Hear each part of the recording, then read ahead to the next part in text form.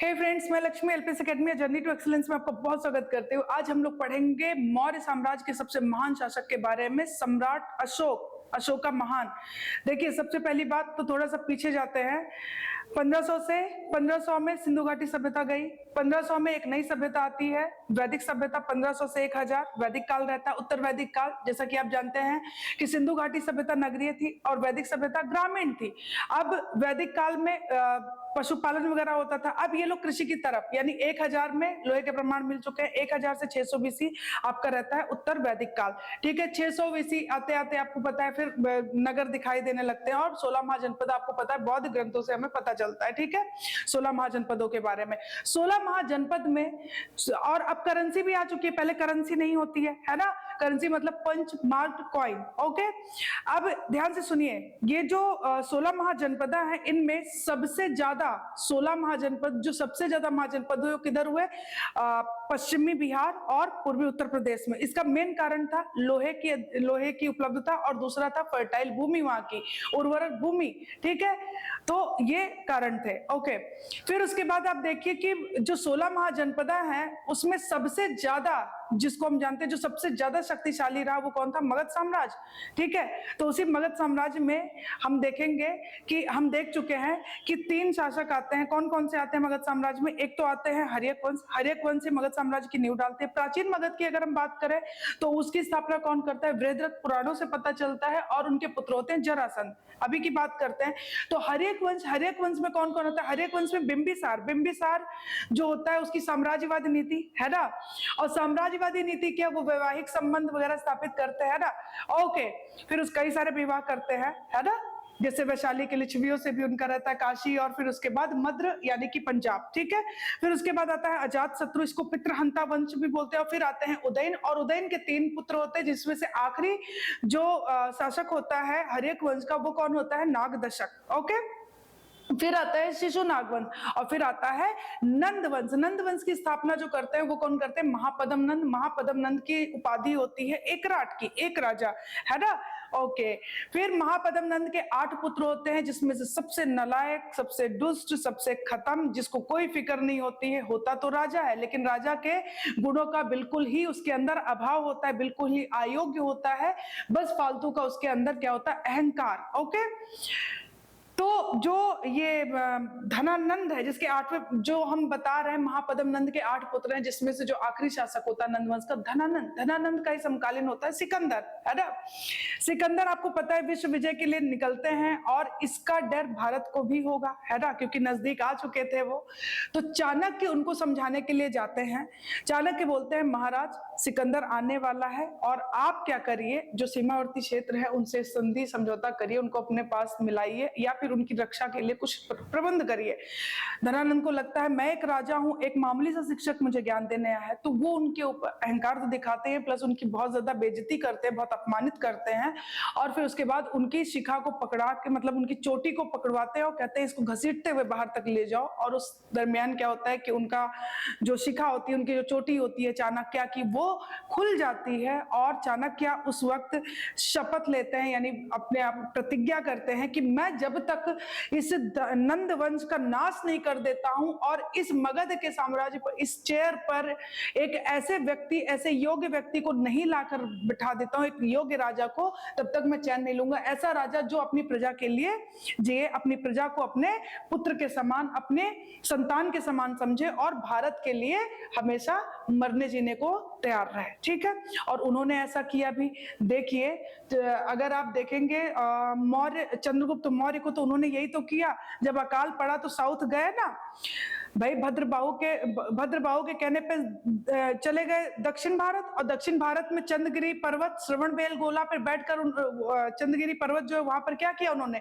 सल्लेखना विधि द्वारा, सल्लेखना विधि मतलब अन्न जल त्याग कर बिल्कुल ध्यान लगाना और अपने प्राणों को त्याग देना, है ना। जैन धर्म में है सल्लेखना विधि। ठीक है, तो चंद्रगुप्त मौर्य को इस चेयर पे बैठाते, इसको बैठाने से पहले युद्ध तो होगा ही, है ना। अब देखिए होता क्या है कि चंद्रगुप्त मौर्य को बैठाने के लिए इतना आसान नहीं होता है, कुछ भी हो, था तो राजा, उसके पास हर तरीके से वो मजबूत था, उसके पास शक्ति थी, उसके पास सेना थी, उसके पास हथियार थे, बट चाणक्य के पास सिर्फ बुद्धि थी, और बुद्धि कुछ भी कर सकती है। उन्होंने सबसे पहले चंद्रगुप्त को बिल्कुल पारंगत किया, ठीक है, उनको शिक्षित किया, और उसके बाद चंद्रगुप्त को जब गद्दी पे बैठाना था तो सबसे पहले हुआ युद्ध का ऐलान। उस युद्ध में, प्रथम युद्ध में चंद्रगुप्त मौर्य की सेना में कौन कौन था आप जानते हो। चाणक्य चूंकि बुद्धिमान थे तो उन्होंने 4 लोगों को सेना में लिया था। एक तो आठविक जो शिकारी होते हैं, कहा जाता है कि चंद्रगुप्त मौर्य को भी उन्होंने 1000 करशापन में शिकारियों से ही खरीदा था। दूसरे थे चोर, तीसरे थे मलेक्ष, और पहले थे आठविक, दूसरे थे चोर, तीसरे थे मलेक्ष, और चौथे थे शस्त्रोपजीवी। शस्त्रोपजीवी यानी लोहार, ठीक है। तो इन सबको सेना में शामिल किया। सेना इनकी कुछ भी नहीं थी, वो उधर से हाथियों से, आप जानते हो मगध तो हाथियों के लिए फेमस था ना, 6000 हाथियों की सेना थी मगध के राजाओं के पास, ओके, मगध के शासकों के पास। तो ये पीछे जो इनकी सेना खड़ी थी चंद्रगुप्त मौर्य की, तो वो उधर देखते ही पीछे से गायब हो जाती है। ये पहला विफल रहता है। दूसरे में कहा जाता है कि जस्टिन ऐसा बोलते हैं कि चंद्रगुप्त की सेना ने क्या किया था, पूरे भारत को रौंद डाला था, ऐसे कुछ कहावते हैं, ओके। तो ये सारी चीजें हमने बहुत कम समय में देखी, एक माहौल तैयार कर लिया है। चंद्रगुप्त मौर्य जब अकाल पड़ता है तो वो साउथ चले जाते हैं, और साउथ जाने के बाद वहीं पर ही रह जाते हैं। आप जानते हो अपने प्राण का त्याग कर दिया। श्रवणबेल गोला ये जैनियों का एक तीर्थ स्थल भी है, चंद्रगिरी पर्वत, और वहां से जब भद्रबाहु आते हैं मगध में, तो यहाँ पे क्या होता है, जो स्थूली भद्र होते हैं, स्थूली भद्र और भद्रबाहु के बीच में काफी विवाद होता है, और इसी विवाद को सुलझाने के लिए संगीति भी रखी जाती है, ठीक है। एक तो वहां पे होती है पाटलिपुत्रा में, और दूसरी होती है वैशाली में 512 एडी में, ठीक है। देवादी श्रमण ने इसे हेड किया था वैशाली में, तो 2 संगीतियां होती हैं, ओके। और इसी में जो स्थूली भद्र को लोग मानते हैं वो श्वेत वस्त्र है ना, और जो भद्रबाहु को वो दिगंबरा कहलाते हैं, यानी दिशाओं को अपना वस्त्र मानने वाले, ठीक है। फिर उसके बाद किसके हाथ में आती है सत्ता, बिंदुसार आते हैं। बिंदुसार के काल में सबसे इंपॉर्टेंट घटना होती है तक्षशिला में 2 विद्रोह होते हैं। पहले विद्रोह के लिए बिंदुसार ने क्या किया था, पहले विद्रोह के लिए अपने पुत्र सुसीम को भेजा था, और सुसीम असफल रहते हैं, तो वो फाइनली ये डिसाइड करते कि अब मैं अशोका को भेजता हूँ। अशोक बहुत, कहा जाता है, ऐसे किताबों में लिखा गया है कि सुंदर नहीं थे, मतलब हैंडसम नहीं थे, लड़कों के लिए बोलेंगे, हैंडसम नहीं थे, और उनके चेहरे पे भी दाग था, चेचक के दाग थे शायद, और मोटे से थे, नाटे से, हाइट भी नहीं थी। और वो जो बिंदुसार थे वो किसको प्यार करते थे, सुषमा को ज्यादा। वो चाहते थे कि मेरा लायक पुत्र यही है और यही मेरे बाद उत्तराधिकारी बने, ठीक है। तो वो जब सुषमा को, अशोक जाते हैं, अशोक जो है उस युद्ध में क्या होते हैं, सफल होते हैं, तक्षशिला के विद्रोह को कुचल देते हैं। फिर उसके बाद वापस आते हैं, तो अशोका को भेजा जाता है उज्जैनी, और उज्जैनी में जब जाते हैं तो विदिशा में एक लड़की होती है, व्यापारी की एक बिटिया होती है, उससे इनको प्रेम होता है, उससे हो जाती है इनकी शादी, शाक्य कुमारी, ठीक है, महादेवी के नाम से। और वो लोग, कहा जाता है कि बौद्ध धर्म को ही मानते हैं, ठीक है। फिर उसके बाद दोबारा से तक्षशिला में फिर से विद्रोह होता है, और ये विद्रोह इस बार बहुत ज्यादा भयानक होता है, और इस विद्रोह में फिर से वो सुषमा को भेजते हैं, और बाद में इनकी तबीयत खराब होने लगती है बिंदुसार की, तो इनका मन होता है कि सुषमा को बुलाऊं और उनके हाथों में पूरा राजपाट दे दूं। सुषमा को वो संदेश भिजवाना चाहते हैं, लेकिन फिर बीच में राजनीति कर देते हैं अशोका, और अशोका कहते हैं मैं भी बीमार हूं, और पिताजी, मतलब वो ऐसा बोलते हैं कि आग्रह करते हैं अपने पिता से कि आप मुझे कुछ समय के लिए उत्तराधिकारी बना दीजिए जब तक सुसीम नहीं आ रहा है। तो ये बात सुनते ही उनको, कहते हैं, मिर्गी का दौरा पड़ता है और बिंदुसार के प्राण निकल जाते हैं। और उसके बाद आप ऐसा बोला जाता है, जो बौद्ध अनुश्रुतियां हैं उनके अकॉर्डिंग भी, और जो ये है ना दीप सिंगली जो ग्रंथास है, मतलब दीप वंश, महावंश, उनके अकॉर्डिंग भी कहा जाता है कि इन्होंने क्या किया था, अशोका ने अपने 99 भाइयों की हत्या करके और राज सिंहासन पर कब्जा किया था, ठीक है। तो ये पूरी कहानी थी। तो उसी सम्राट अशोक के बारे में हम जानेंगे। अशोक की अगर हम बात करते हैं तो ध्यान से सुनिएगा। माता थी धर्मा शुभद्रांगी, और पिता है कौन है, बिंदुसार है। जन्म इनका हुआ था 304 ईसा पूर्व में पाटलिपुत्रा में, ठीक है। पत्नियों की अगर हम बात करें, वेदिस महादेवी हैं, करुआक हैं और तिष्य रक्षिता हैं। ठीक है, ये जो करुआक हैं इनसे हुआ था संतान कौन था? तीवर। ठीक है, और वे जो मैंने बताया विदिशा वाली है महादेवी, उनसे इनके संघमित्रा और महेंद्र हुए थे, जिनको इन्होंने बौद्ध प्रचार के लिए, बौद्ध धर्म के प्रचार के लिए श्रीलंका भी भेजा था। ठीक है, ना केवल आपको बताती हूँ, श्रीलंका तो भेजा था, मध्य एशिया पश्चिम एशिया में भी इन्होंने जो बौद्ध धर्म है उसको विश्वव्यापी धर्म बनाने का भी पूरा प्रयास किया। तिष्य रक्षिता की अगर बात करें तो इन्होंने पद्मावती थी उनका जो पुत्र था कुणाल, उसकी आंखें फुड़वा दी थी षड्यंत्र करके, ऐसा बोला जाता है। अब ये जो सम्राट अशोक है, ये मतलब मगध का सम्राट था, ये कैसे पता चलता है? तो इसका एक साक्ष्य है राजस्थान के विराटनगर यानी जयपुर में विराटनगर में भाब्रू शिलालेख, इससे पता चलता है कि ये मगध का शासक था। ठीक है, इन्होंने अपने पूरे जीवन में सिर्फ एक युद्ध किया था 261 में, कलिंगा का युद्ध। और ये कब बैठे अपने चेयर पे, राज सिंहासन, राज्यभिषेक कब हुआ? 269 में। तो 269 में बैठे और 261 में इन्होंने क्या किया? ये युद्ध किया, कलिंगा का युद्ध किया, मतलब अपने राज्य अभिषेक के 8वें वर्ष किया, ये आपको याद रखना है। ठीक है, कलिंगा के युद्ध में भारी नरसंहार से जब इन्होंने देखा तो इनका हृदय द्रवित हो गया, और कहा जाता है, इनके खुद के शब्द है कि 1 लाख लोग तो मारे गए थे और 1.5 लाख लोगों को हमने क्या किया था? बंदी बनाया था। कहा जाता है कि बाद में उन्हीं से दासों का काम यानी कृषि कार्यों में उन्हीं को लगाया गया था। ओके, तो देखिए लिखा हुआ है 1 लाख लोग मारे गए, कई लाख बर्बाद हुए और 1.5 लाख बंदी बनाए गए। इनमें अशोक को पश्चाताप हुआ और अशोक का हृदय परिवर्तित हो गया। पहले ये शैव धर्म को मानते थे, अब ये बौद्ध धर्म को मानने लगे। बौद्ध धर्म में दीक्षा ली और जिसको किसने दिया? उपगुप्त ने दिया। ठीक है, बौद्ध भिक्षु उपगुप्त से दीक्षा ली और दूसरे राज्यों पर भौतिक विजय नहीं करेंगे, अब ये सांस्कृतिक विजय पाने की नीति इन्होंने अपनाई। भेरी घोष यानी रणभेरी के बदले अब ये धम्म घोष। और ये कहां पे पता चलता है कि इन्होंने दूसरे राज्यों पे भौतिक नहीं बल्कि सांस्कृतिक विजय पाने की नीति अपनाई? चौथा बृहद शिलालेख से ये पता चलता है। कलिंगा की अगर बात करें, नॉर्थ और साउथ में था। नॉर्थ कलिंगा की राजधानी थी तोसली और साउथ की थी जौगढ़, ये भी याद रखिएगा। ठीक है, चलिए आगे बढ़ते हैं। अशोक का बौद्ध धर्म व्यक्तिगत धर्म था, राजकीय धर्म। देखिए अशोक ने कभी नहीं बोला कि मैं चूंकि बौद्ध धर्म को मानता हूं तो आप लोग भी मानिए, ये सारे धर्मों की इज्जत करते थे, है ना। ये खुद बोलते थे कि भाई हर धर्म के सिद्धांत को समझना चाहिए। ठीक है, अशोक का बौद्ध धर्म व्यक्तिगत था, ना कि राजकीय धर्म। इन्होंने कभी उसे राजकीय धर्म घोषित नहीं किया। बौद्ध धर्म प्रचार के लिए पुत्र महेंद्र और पुत्री संघमित्रा को श्रीलंका इन्होंने भेजा। पहला शासक जिसने अपने संदेशों को अभिलेखों के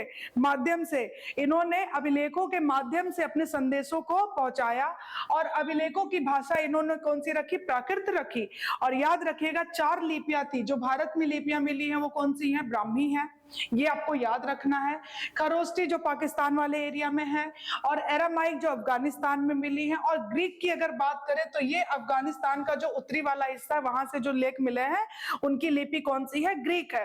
अशोक का नाम मास्की, गुर्जरा, नेट्टूर और उद्गोलन, इसमें अशोक नाम मिलता है। हमें पता चलता है कि अशोक के हैं मास्की जो कि कर्नाटक में है, गुर्जरा एमपी, नेट्टूर और उद्गोलन कर्नाटक। तो आपको गुर्जरा याद रखना है जो कि मध्य प्रदेश में, बाकी मास्की, नेट्टूर और उद्गोलन कर्नाटका में। यहां से पता चलता है कि ये अशोक है। ठीक है, तीसरा बौद्ध सम्मेलन भी इन्होंने करवाया था, आपको अच्छी तरीके से पता है ना।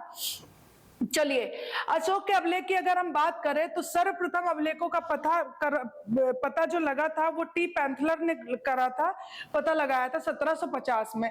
टी पैंथलर जो है इन्होंने पता लगाया। और 1837 की अगर हम बात करें तो जेम्स प्रिंसप ने इसे पढ़ने में सफलता प्राप्त की थी, जेम्स प्रिंसप। और इन्होंने जब पढ़ा तो इन्होंने कहा ये जो देवनाम पिय उपाधि है ना, ये इनकी नहीं है बल्कि श्रीलंका के शासक जो तिस्स हैं उनकी है ये उपाधि। लेकिन इतिहासकार टर्नल बोलते हैं कि नहीं, देवनाम पिय जो उपाधि है वो किसकी है? अशोका की ही है। ओके, प्रथम पृथक शिलालेख की अगर बात करें, सभी मनुष्य मेरी संतान है। एक राजा अपनी प्रजा को संतान बोल रहा है कि सभी जो मनुष्य है वो मेरी संतान है, और जिस प्रकार मैं अपनी संतान के लिए इच्छा रखता हूं, जो मेरी इच्छाएं संतान के लिए, एक जो पेरेंट्स होते हैं वो अपने बच्चे के लिए हमेशा बेहतर ही सोचते हैं ना, तो जो अशोक अपनी संतान के लिए सोच रहे हैं ना, वैसी ही उनकी इच्छा सभी लौकिक और पारलौकिक हित और सुख से संयुक्त हो, उसी प्रकार सभी मनुष्यों के लिए मेरी इच्छा है। ठीक है, तो इन्होंने इतनी बड़ी बात बोली, ठीक है, सबको डिक्लेयर कर दिया कि सब जो है वो मेरी संतान है, और इनका कहने का मतलब था मैं सबका कौन हूं, पिता हूं, है ना, और पिता के आदेशों को मानना चाहिए। द्वितीय शिलालेख में राज्य के दक्षिणी सीमा पर चोल, इंपॉर्टेंट, पांड्य, सतीपुत्र, केरल पुत्र तथा ताम्रपर्णी का नाम बताया गया है, और इन राज्यों में मनुष्यों और पशुओं के लिए अलग अलग चिकित्सा की व्यवस्था की गई है।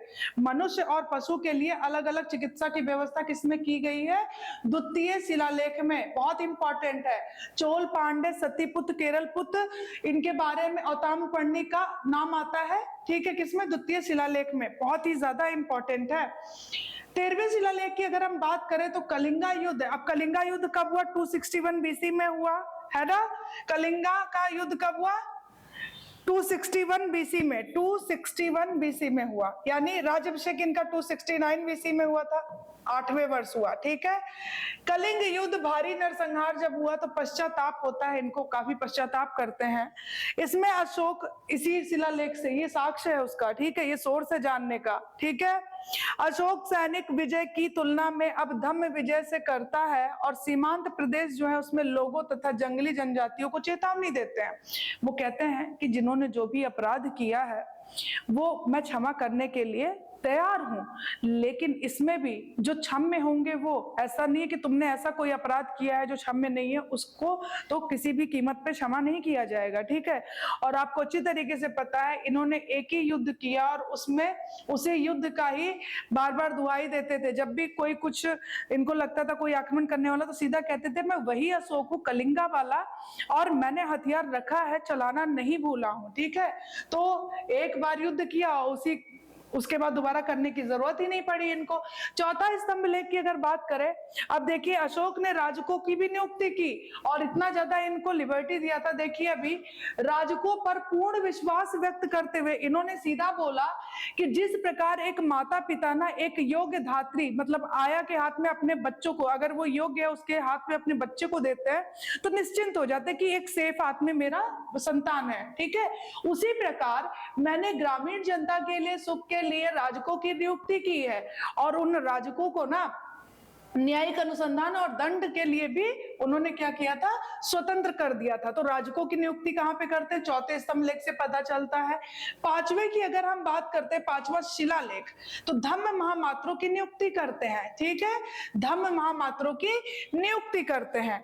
सातवें स्तंभ लेख में वृक्ष लगवाना, देखिए पीपल के वृक्ष और बरगद के वृक्ष भी लगवाते हैं विश्राम के लिए, और कुएं भी खुदवाने की बात की गई है, और विश्राम गृह भी बनवाते हैं ये। ठीक है, कोई यात्री जा रहा है तो पेड़ के नीचे बैठकर अपना विश्राम कर ले, है ना, किसी को प्यास लगी तो कुएं वगैरह। तो सातवां स्तंभ लेख।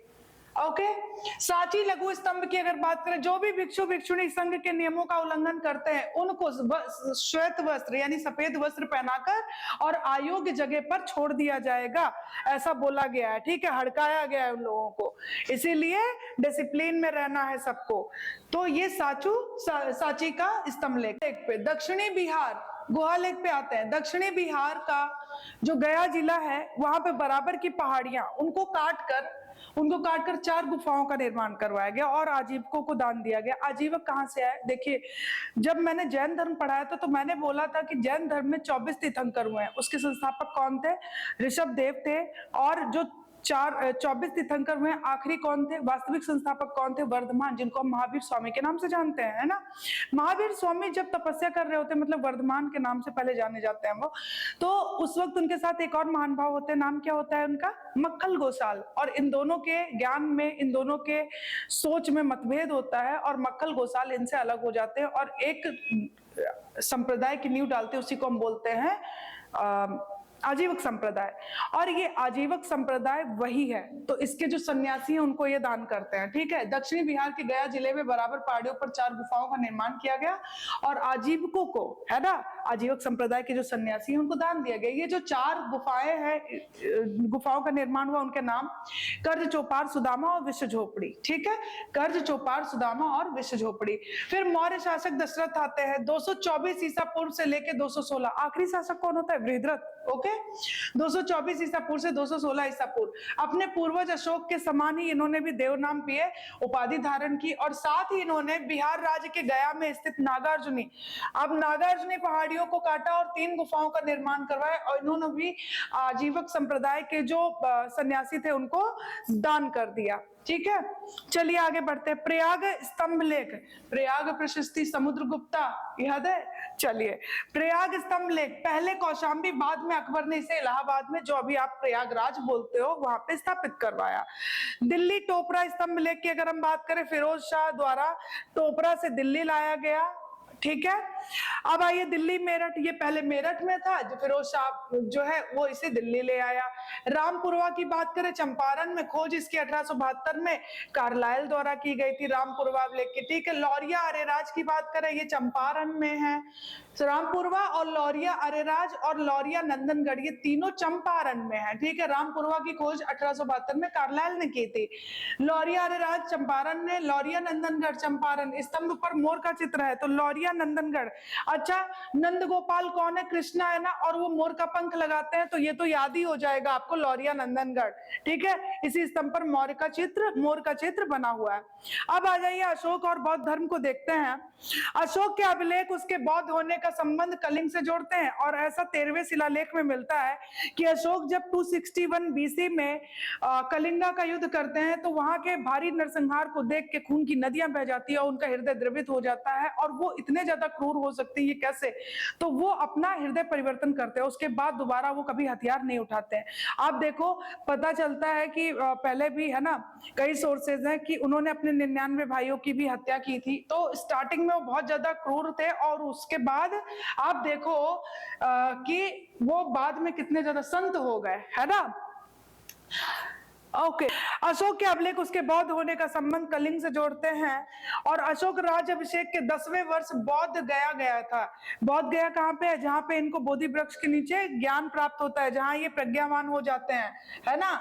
7 दिन 7 रात ये जो है तपस्या करते हैं, 8वें दिन वैशाख पूर्णिमा को प्रज्ञावान हो जाते हैं। कौन? सिद्धार्थ। और अब ये कहलाएंगे बुद्ध।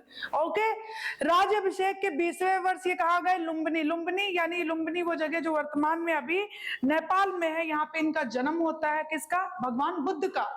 वहां पे इन्होंने टैक्स को 1/8 कर दिया, पहले ये 1/6 था। नेपाल के तराइन में क्या स्थित है? निगलीवा है, वहां पे भरत मुनि, सॉरी कनक मुनि स्तूप है, ठीक है।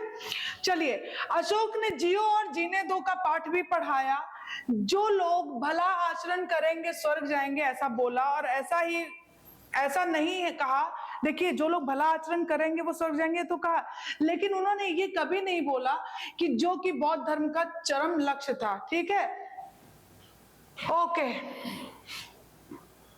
बौद्ध धर्म का चरम लक्ष्य क्या था? निर्वाण प्राप्त करना। तो इन्होंने ये नहीं बोला कि निर्वाण प्राप्त करो, ठीक है, और निर्वाण ही चरम लक्ष्य था। जिस तरीके से जैन धर्म में आपने मोक्षा देखा है ना, मोक्ष था, त्रिरत्ना का पालन करिए रेगुलर और मोक्ष मिल जाएगा, है ना। और यहाँ पे जैन बौद्ध धर्म में निर्वाण, ठीक है। देश में राजनीतिक एकता स्थापित की और एक धर्म एक भाषा प्राय एक लिपि के सूत्र में पूरे देश को उन्होंने बांध दिया और ऐसा करने वाले वो एकमात्र शासक हुए। अहिंसा का पाठ गांधी जी बाद में पढ़ाए, पहले इन्होंने पढ़ा दिया, है ना। देखिए, चलिए आगे बढ़िए। इतिहास में अशोक का नाम उसकी शांति, अनाक्रमक और सांस्कृतिक विजय की नीति के लिए अमर है। ईसा पूर्व 3री सदी में शांति अनाक्रमण की नीति दुनिया में पहले भी देखने को मिली थी, भले ही इसका अपवाद रहा हो। क्यों? क्योंकि वहां पे मिस्र में अखनातेन ने ईसा पूर्व 14वीं सदी में शांतिवादी नीति को अपनाया था। तो इनका नाम याद रखिएगा, अखनातेन का। ठीक है, 232 ईसा पूर्व में उसके राज्यकाल के समाप्त होते ही उसके पड़ोसी शासकों ने स्वयं अपने क्षेत्र को स्वतंत्र शासक घोषित कर लिया और अशोक की नीति ने उसके पड़ोसियों की मनोवृत्ति में कोई खास परिवर्तन नहीं किया, ये भी याद रखिएगा। जैसे आप देखो, औरंगजेब जब 1707 में 3 मार्च 1707 को उसकी डेथ होती है ना, उसके बाद सब अपने आप को ना छोटे छोटे जो होते हैं वो भी कहते हैं कि नहीं दादा मैं हूं। उसी तरीके से हुआ है ना, जब एक शक्तिशाली शासक चला जाता है तो उसके बाद सब फन उठा के खड़े हो जाते कि नहीं मैं राजा हूं, मैं राजा हूं। चलो गुजरात की बात करें तो गुजरात सौराष्ट्र क्षेत्र में सुदर्शन झील है और सुदर्शन झील बहुत ज्यादा इंपॉर्टेंट है। चंद्रगुप्त मौर्य का जब काल था ना, तो उस समय सौराष्ट्र प्रांत के प्रांतपति पुष्यगुप्त वैश्य ने इसका निर्माण करवाया। चंद्रगुप्त मौर्य वंश की नींव डाली ना इन्होंने, है ना, मौर्य वंश की नींव डाली किसके हेल्प से? चाणक्य के हेल्प से। 305 में सेलुकस से लड़ाई हुई और सेलुकस की पुत्री हेलेना से शादी किया कार्नेलिया से, और 303 में संधि हुई, हेरात कंधार वगैरह पे कब्जा कर लिया चंद्रगुप्त मौर्य ने। और महापद्म नंद का जो पुत्र था धनानंद, उससे भी लड़ाई हुई, दुर्धरा उसकी पुत्री थी, उससे भी विवाह हुआ इनका, है ना। तो वही ये चंद्रगुप्त मौर्य हैं। बार बार बोलने का सिर्फ एक ही मेरा मतलब मन में रहता है कि आप लोग को याद हो जाए कि उद्देश्य है, बस आप लोग को याद होना चाहिए, है ना। अशोक के समय सौराष्ट्र के प्रांतपति तुषास्प ने सिंचाई हेतु नहर निकलवाया।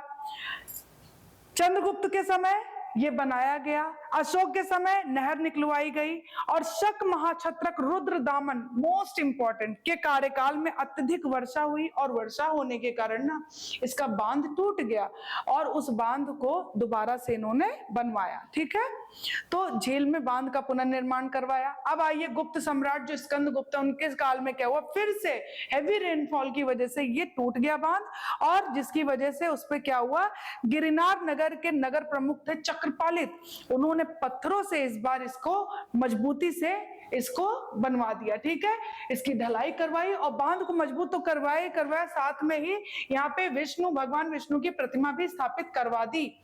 ओके, अब देखते हैं मौर्यकालीन सामाजिक स्थिति को देख लेते हैं। सामाजिक स्थिति, साम्राज्य अनेक वर्गों में विभाजित था। मेगास्थनीज ने इसे 7 वर्गों में बोला है। ठीक है, और निम्न वर्गों को भी हमें जानना चाहिए, जैसे सभासद, गुप्तचर, निरीक्षक, पशुपालक, शिकारी, दार्शनिक, किसान, शिल्पी, कारीगर, योद्धा और अमात्य, है ना। समझ में आया? चलिए, कौटिल्य ने मौर्यकालीन समाज में अनेक वर्ण संकर जातियों का उल्लेख किया है। कौटिल्य के अर्थशास्त्र में सप्तांग का भी 7 अंगों का भी बात किया है। ठीक है, वर्णन किया है। अब देखिए, कौटिल्य ने मौर्यकालीन समाज में अनेक वर्ण संकर जातियों का उल्लेख किया है। अम्बवस्त, निषाद, मागध, सूत, वेण आदि।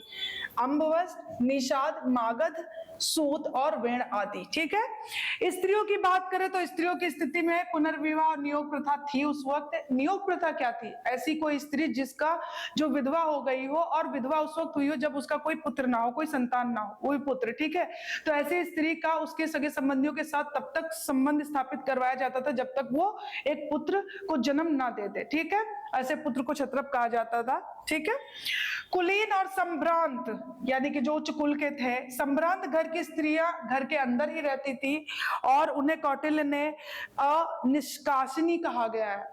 क्या बोला है? अनिष्कासनी बोला है। ओके, घर के अंदर ही रहती थी, बाहर नहीं जाती। अब देख लेते हैं धार्मिक स्थिति। वैदिक धर्म प्रचलन था, किंतु कर्मकांड प्रधान हो गया था और अभिजात ब्राह्मण और क्षत्रियों तक सीमित था। अभिजात वर्ग और क्षत्रियों तक ही सीमित था ये। कौटिल्य ने भारत में प्राचीन धर्म को त्रयी धर्म कहा है। त्रयी धर्म किसने कहा? कौटिल्य ने प्राचीन धर्म को त्रयी धर्म कहा है। मेगास्थनीज बोलते हैं कि मौर्यकालीन धार्मिक व्यवस्था में डायोनिसस और हेराक्लिस की चर्चा की है। और ये डायोनिसस और हेराक्लिस क्या था? ध्यान से सुनिए, शिव और कृष्ण से, शिव और कृष्ण। ठीक है, इसका मतलब क्या था? शिव और कृष्ण से पहचान की गई है। डायोनिसस और हेराक्लिस बहुत इंपॉर्टेंट है।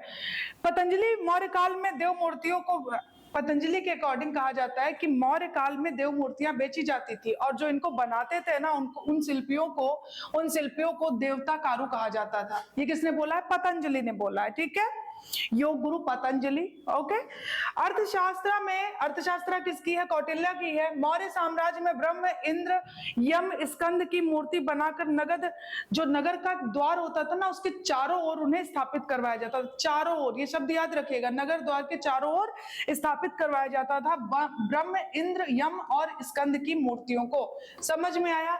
एक बहुत ही ज्यादा इंपॉर्टेंट है, देखिए हम लोग पढ़ेंगे आर्ट एंड कल्चर में बहुत विस्तार से, लेकिन मुझे लगा कि जब मैं मौर्य पीरियड में अशोका पढ़ा रही हूँ तो इसके बिना ये अधूरा रहेगा। सारनाथ सिंह स्तंभ या अशोक लाट भी कहते हैं, मतलब 4 सिंह के नीचे बुद्ध के जीवन से संबंधित है 4 पशु। अभी देखिए 4 सिंह है और उसके नीचे 4 पशु को अंकित किया गया है ना। 4 पशुओं को, 4 पशु हैं, हाथी, बैल, घोड़ा और सिंह, और ये चारों बुद्ध के जीवन से ही संबंधित है। सिंबल बताया था ना, प्रतीक। हाथी क्या है? जब बुद्ध गर्भ में आते हैं, माँ के गर्भ में। बैल क्या है? जन्म। और घोड़ा क्या है? जब गृह त्याग करते हैं। कंथक होता है ना, कंथक और छंदक, सारथी और घोड़ा दोनों होते हैं साथ में। और सिंह क्या है? सार्वभौमिकता, यानी जिसको हम समृद्धि बोलते हैं। ठीक है, बुद्ध के जीवन से संबंधित है। अशोक ने इसे बुद्ध द्वारा धम्म चक्र प्रवर्तन प्रथम उपदेश दिया था सारनाथ में ना, तो उसी प्रथम उपदेश की घटना की स्मृति में ही इसे बनवाया था। 45 फुट लंबे प्रस्तर खंड पर बना है, 7 फुट ऊंचा है ये। 26 जनवरी 1950 को ये हमारा राष्ट्रीय प्रतीक भी हो गया था। ठीक है, अपनाया गया था उसी के रूप में, राष्ट्रीय प्रतीक के रूप में। चलिए अब आगे बढ़ते हैं।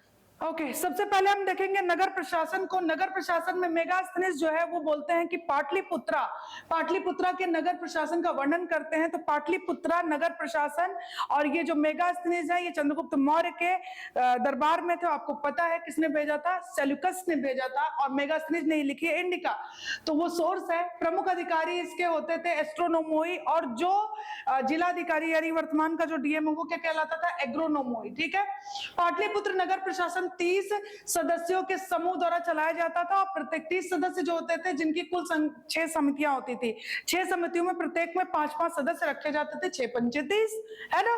चलिए न्याय प्रशासन की अगर हम बात करते हैं, ये हमने देखा नगर प्रशासन, और जो कि मेगास्थनीज के अकॉर्डिंग बता दिया। ठीक है, 30 सदस्यों के समूह द्वारा 6 समितियां चलाती थी और 5-5 में वो डिवाइड थे।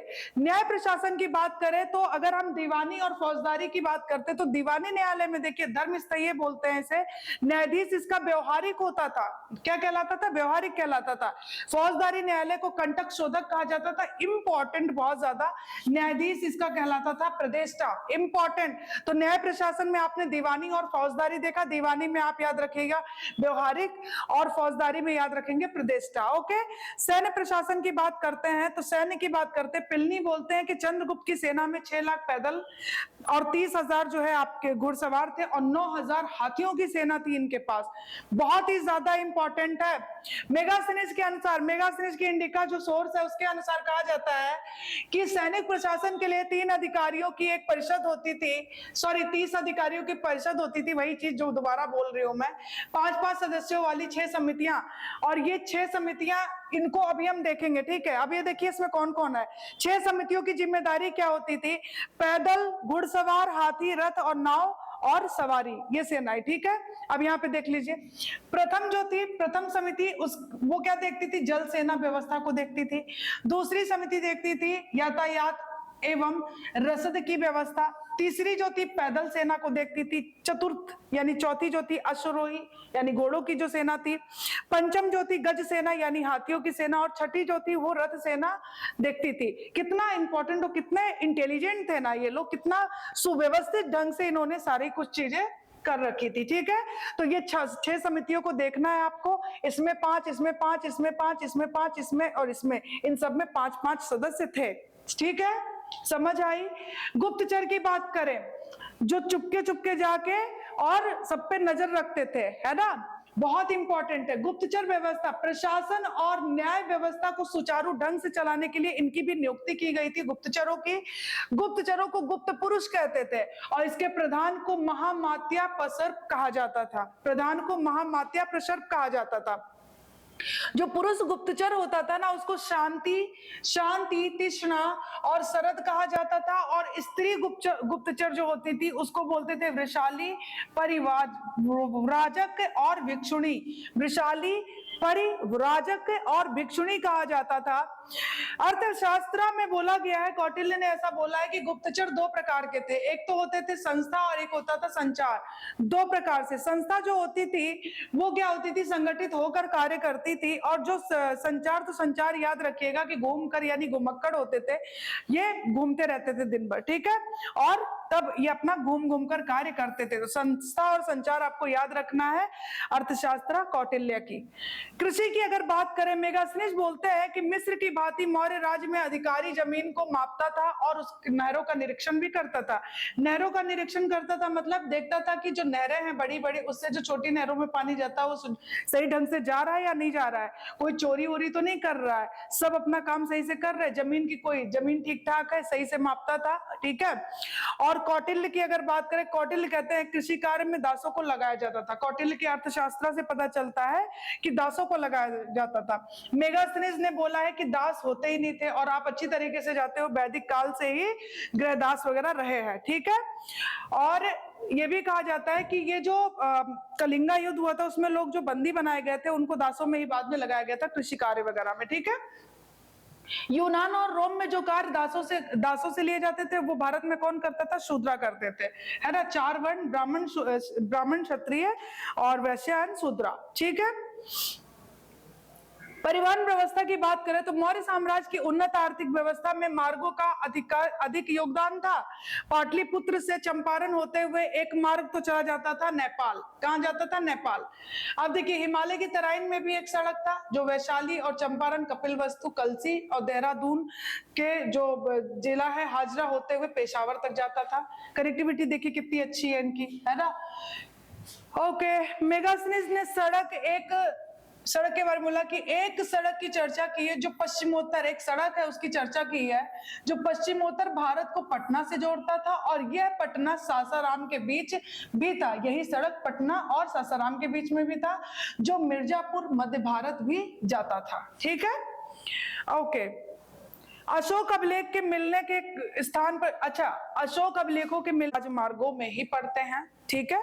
और पत्थर के स्तंभ वाराणसी के चुनार में तैयार होते थे और वहां से फिर उत्तर से दक्षिण पहुंचाए जाते थे, ठीक है। चुनार का नाम याद रखेंगे। अशोक अभिलेखों से ज्ञात होता है कि उसके राजदेश यानी कि जो राज्य का आदेश होता था, है ना, वो पूर्वी छोर से दक्षिणी छोर के अतिरिक्त सारे देश में प्रचारित किए गए थे। जैसे आंध्र प्रदेश, कर्नाटका के 9 स्थानों से मिले हैं, ओके। अब देखिए उद्योग धंधों को भी देख लेते हैं। सूत काटना, कपड़ा बुनना और कार्य करना प्रमुख था। सूत काटना और कपड़ा बुनना ये सबसे ज्यादा इंपॉर्टेंट था, प्रमुख कार्य यही था। काशी, बंग और कलिंग तथा मालवा सूती वस्त्र बनाने के प्रमुख केंद्र थे। तो आपको ये नाम याद रखना है, काशी, बंग, कलिंगा और मालवा, यहाँ पे सूती वस्त्र बनाए जाते थे और ये उसके केंद्र थे। कौटिल्य ने चीन पट्ट का उल्लेख किया। चीन पट्ट क्या था, रेशम से निर्मित वस्त्र होता था चीन पट्ट, इंपॉर्टेंट। लोहा से अस्त्र शस्त्र, पत्थर तराशने का भी कार्य होता था, तो ये भी उद्योग धंधों के ही अंग थे, ठीक है। वाणिज्य व्यापार की अगर बात करें, बहुत ही समृद्ध था। कौटिल्य कृषक, शिल्पियों और व्यापारियों से उगाए जाने वाले बहुत सारे करों का उल्लेख करते हैं। टैक्सेशन बहुत अच्छा था, है ना, लिया जाता था, उगाया जाता था। देखिए वैदिक पीरियड में टैक्स था, नहीं था, उत्तर वैदिक में था, है ना। वैदिक पीरियड में बलि दी जाती, मतलब कि दे दो, कंपलसरी नहीं था। उत्तर वैदिक काल में उसे कंपलसरी कर दिया गया, उसके बाद धीरे धीरे करके, है ना। तो उसी तरीके से यहाँ पे देखिए बता रहे कौटिल्य के अर्थशास्त्र से बताया जाता है कि कृषक, शिल्पियों और व्यापारियों से उगाए जाने वाले बहुत सारे टैक्सेस के बारे में बोलते हैं। वाणिज्य व्यापार पर राज्य का नियंत्रण होता था। वाणिज्य व्यापार जो होता था उस पर राज्य का नियंत्रण होता था। ताम्रलिप्ति पूर्वी तट का प्रमुख बंदरगाह, जहां से श्रीलंका के लिए जहाज खोले जाते। ताम्रलिप्ति बंदरगाह बहुत इंपॉर्टेंट इंपॉर्टेंट है पूर्वी तट का। और पश्चिमी तट पर कौन था? भड़ौच और सोपारा। तो ये बंदरगाह थे, ये बहुत ज्यादा इंपॉर्टेंट है, कई बार पूछा भी गया है। ताम्रलिप्ति पूर्वी तट का प्रमुख बंदरगाह, जो कि श्रीलंका के लिए जहाज खुलते थे यहाँ से। और पश्चिमी तट पर कौन था? भड़ौच और सोपारा। ठीक है। मौर्य काल में व्यापार पश्चिम एशिया, मिस्र, चीन और श्रीलंका के लिए होता था। और भारत से क्या क्या चीजें भेजी जाती थी यानी एक्सपोर्ट की जाती थी? हाथी दांत हो गया, नील हो गया, मोती हो गया, ये सब यहाँ से निर्यात किए जाते थे। व्यापार बहुत अच्छा हो रहा था और उससे क्या होता था? मतलब समृद्ध था, समृद्धि का कारण व्यापार था। ठीक है। कर राजस्व की अगर बात करें, टैक्स और रेवेन्यू की बात करें, समाहर्ता कर निर्धारण, जो कर को निर्धारित करता था वो उसका सर्वोच्च अधिकारी होता था, समाहर्ता। सन्निधाता की बात करें तो कोषागार और भंडारागार का ये हेड होता था, संरक्षक होता था। कर निर्धारण का विशद संगठन पहली बार इसी काल में देखा गया है, इसी काल में देखा गया। ये किसानों से वसूला गया कर उपज का चौथे से छठा भाग वसूल लिया जाता था। बहुत ही ज्यादा इंपॉर्टेंट है। देखिए अगर टैक्स सही से आ रहा है प्रॉपर ढंग से, तो ये भी तो उनके पास पैसे, मतलब उनके पास अगर पैसे हैं, ठीक है, पैसे आ रहे हैं, सरकार के पास पैसा है अगर, तो भाई टैक्स हम लोग देते हैं, वो भी तो है ना एक उनके पास पैसे का क्या बोलेंगे, सोर्स है ना। तो टैक्स यहाँ से प्रॉपर ढंग से जाता था और वो भी एक उनके आय का अंग था। ठीक है। सिंचाई सुविधा प्राप्त किसानों से सिंचाई कर लिया जाता था। आपातकाल में किसानों से अधिक अन्न उत्पादन के लिए बाध्य किया जाता था। कहते थे अगर इमरजेंसी आ जाए ऐसे टाइम में क्या करना है? अधिक अन्न उत्पादित करना है, आपको प्रोडक्शन ज्यादा करना है। ठीक है। नगरों में बिक्री के लिए जो सामग्री लाई जाती थी, अब देखो टैक्स कितना इंपॉर्टेंट है, किसानों से भी लिया जा रहा है, अब नगरों में बिक्री के लिए कोई चीज बेचने के लिए ले जा रहा है तो चुंगी लगा दी जाती थी, जैसे वो पहुंचते थे एंट्री करते थे प्रवेश द्वार पर। ठीक है। तो चुंगी वसूला जाता था, ये भी टैक्स हो गया। इसी काल में खान मद की बिक्री और हथियार निर्माण पर, याद रखना, खान मद व्यापार, इन सब की बिक्री पर, हथियार का निर्माण करना, इन सब पर किसका अधिकार होता था? राज्य का पूरा अधिकार होता था। समझ में आया? तो टैक्स रेवेन्यू जो था देखिए कितना है, और यहां से ये भी आय का कितना अच्छा सोर्स था। ठीक है। ओके, मुद्रा व्यवस्था की अगर हम बात करें, राजकीय मुद्रा पर्ण थी, मोस्ट इंपॉर्टेंट है ना, और वेतन जो है पर्ण में ही दिए जाते थे। ठीक है।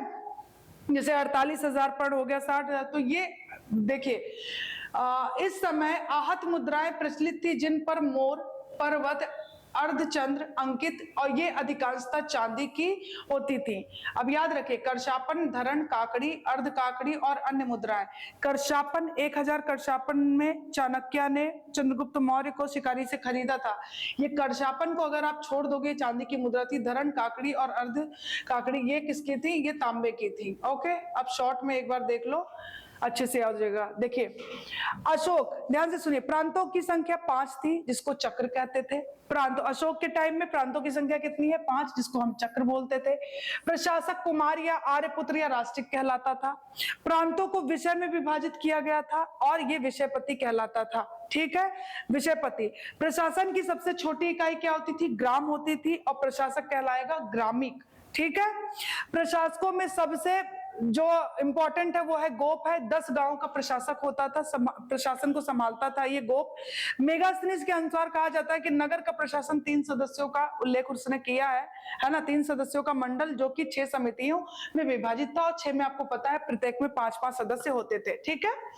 बिक्री कर मूल्य का 10वां भाग होता था, और जो भी इससे बचने की कोशिश करता था ना उसको सीधा मृत्युदंड दिया जाता था। बिक्री कर, ठीक है, बिक्री मतलब बेचना।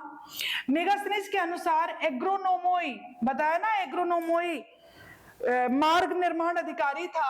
अब देखिए यहाँ पे शॉर्ट में, मंत्री प्रधानमंत्री, पुरोहित धर्म और दान विभाग का होता था, सेनापति सैन्य विभाग को देखता था, युवराज राजपुत्र होते थे, व्यवहारिक जो होता था राजकीय द्वार रक्षक होता था, अंतर्वेदिक जो होते थे अंतापुर का अध्यक्ष होते थे, समाहर्ता भी आप देखियो आय का संग्रह करता, और सन्निधाता कोषाध्यक्ष होते हैं, है ना, कोष के अध्यक्ष होते हैं, संरक्षक होते हैं।